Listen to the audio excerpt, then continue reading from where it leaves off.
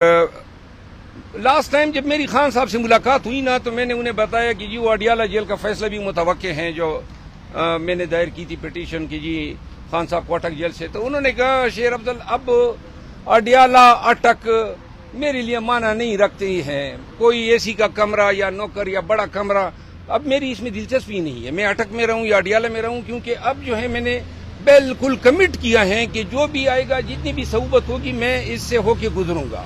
तो लिहाजा इब्तिदा में हमें अंदेशे थे कि खान साहब चूंकि इस लाइफ के आदी नहीं है, तो अब वो खुद कह रहे हैं कि जी मेरे लिए ये भी माना नहीं रखता है।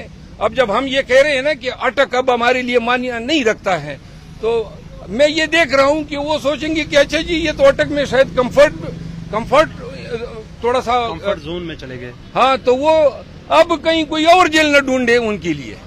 खान साहब वाकशा कर रहे हैं, पुशअप निकाल रहे हैं, जैसे उनकी रोज का माहौल था, कुछ हो रहा है ऐसा? वर्जिश की मशीन उन्होंने मांगी थी और इंशाल्लाह जो है वो 2-3 दिन में प्रोवाइड हो रही है। बहुत बहुत शुक्रिया। शेर अफजल खान मरवत इमरान खान साहब के वकील मेरे साथ मौजूद थे। अपने मेजबान बिलाल अब्बासी को दीजिए इजाजत।